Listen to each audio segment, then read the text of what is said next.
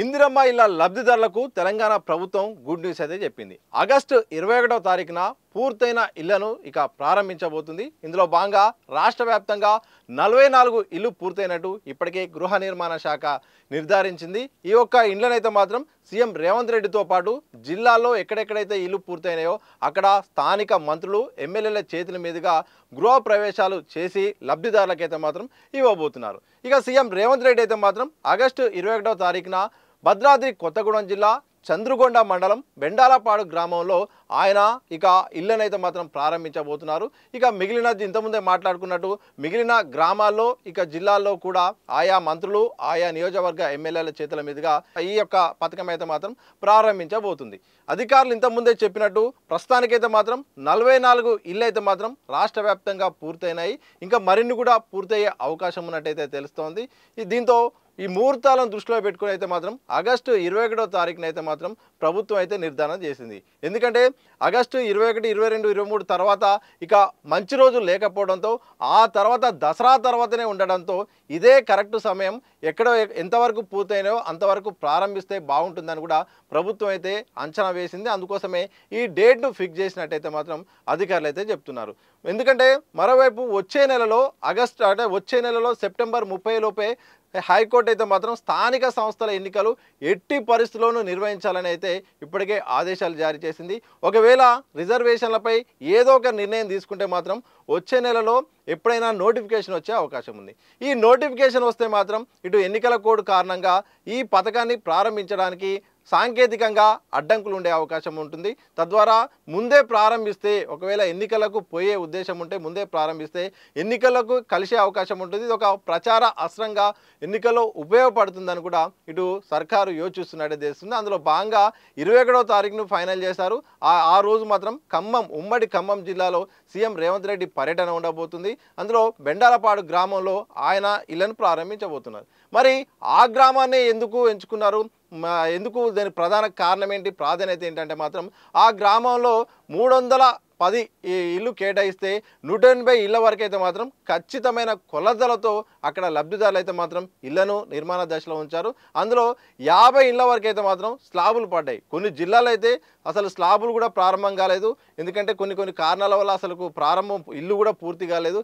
అలాంటి సందర్భంలో ఈ గ్రామంలో ఏకంగా 50 ఇళ్లకు స్లాబులు పడడం, అలాగే 25 నుండి 30 ఇళ్ళు మాత్రం ప్రారంభించడానికి కూడా అంత సిద్ధంగా ఉంది. అంటే 30 ఇండ్ల వరకు అయితే మాత్రం ఒకే గ్రామంలో ఎక్కువ స్థాయిలో భారీ స్థాయిలో కూడా ఇల్లు పూర్తి స్థాయిలో నిర్మాణ దశకు రావడంతో దీన్నే కరెక్ట్గా ఈ ప్రాంతాన్ని తీసుకుంటే ఈ గ్రామాన్ని తీసుకుంటే బాగుంటుందన్న ఉద్దేశంతో ప్రభుత్వం నిర్ణయం తీసుకుంది. ఇందులో భాగంగా సీఎం రేవంత్ రెడ్డి అయితే మాత్రం ఆ గ్రామంలో 21వ తారీఖున ఆయన ప్రారంభించబోతున్నారు.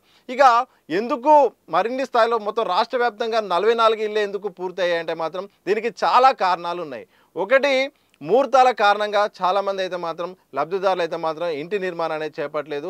మంచి ముహూర్తాలు లేవు. ముహూర్తాల తర్వాత శ్రావణ మాసంలో ముహూర్తాలు ఉంటాయి, అప్పుడే చేసుకుందామని కూడా ఆషాఢంలో మాత్రం నిర్మాణం చేపట్టలేదు. ఇక శ్రావణ మాసం నేపథ్యంలో ఇప్పుడే ఇళ్ల నిర్మాణాలు కూడా స్టార్ట్ చేశారు.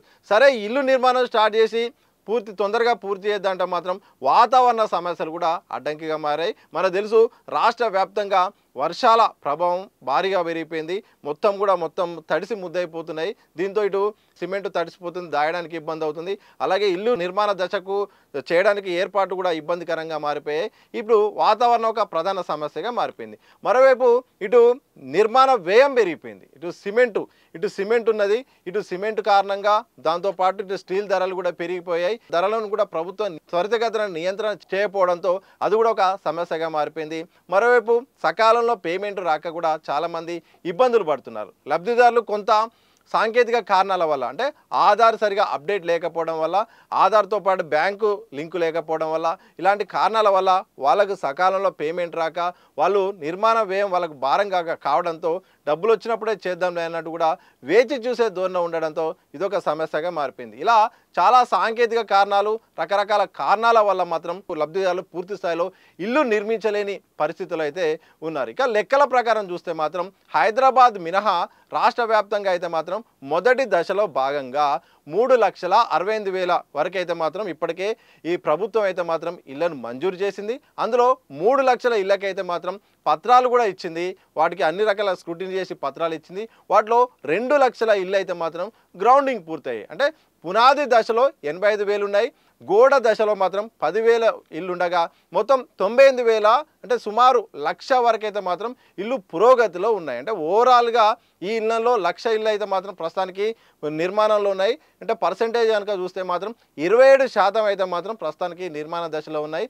మరింత పెరిగే అవకాశం ఉంది. ఎందుకంటే శ్రావణ మాసమే మంచిగా ఉండడంతో ఈ నెలలోనే అందరూ కూడా ఇంటి నిర్మాణ బాధ్యతలను కూడా తీసుకొని అందరూ కూడా దశలో అంటే నిర్మాణ దశలో ఉన్నాయి.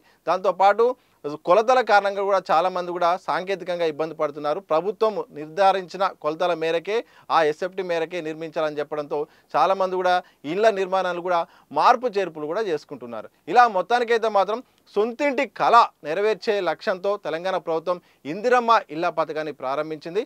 చాలామంది లబ్ధిదారులు కూడా ఈసారి ఎవరికైతే జాగా ఉంటుందో ఆ జాగా ఉంటున్న వారికి మొదటి విడతకు అవకాశం ఇచ్చింది. ఇక రెండో విడతలో మాత్రం జాగా లేని అంటే సొంత స్థలం లేని వారికి కూడా ప్రభుత్వం స్థలమే కల్పించి ఇక ఇల్లు కూడా అందించబోతుంది. ఇక రెండో విడతలో మాత్రం జిహెచ్ఎంసీని కూడా పరిధిలో తీసుకొని ఇక్కడ డబుల్ బెడ్రూమ్లు నిర్మించే ఒక టార్గెట్గా పెట్టుకుంది. ప్రధానంగా స్లమ్ ఏరియాలో మాత్రం ఆయా ప్రాంతంలోనే ఎక్కడో దూరం ఉండడం వల్ల అక్కడికి వెళ్ళట్లేదు. అక్కడే డబుల్ బెడ్రూమ్ నిర్మిస్తే బాగుంటుందని కూడా ఇప్పటికే ప్లాన్ చేస్తుంది. అక్కడనే అపార్ట్మెంట్ లాగా కట్టి అక్కడే వాళ్ళకే లబ్ధిదారులకు ఇళ్ళని ఇచ్చేలాగా అయితే ప్లాన్ చేస్తుంది. ఇలా మొత్తానికైతే మాత్రం ఇందిరమ్మ ఇళ్ళ పథకానికి అయితే మాత్రం ఇక రంగం సిద్ధమవుతుంది.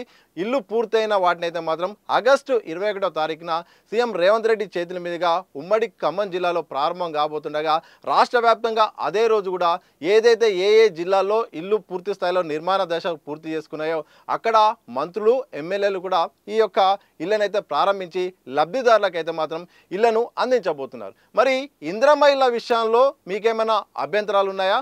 అలాగే ప్రభుత్వం ఇంకేమైనా లబ్ధిదారులకు మేలు చేయాల్సిన అవసరం ఉందా? వాస్తవ పరిస్థితులు ఎలా ఉన్నాయో కామెంట్ చేసి చెప్పండి.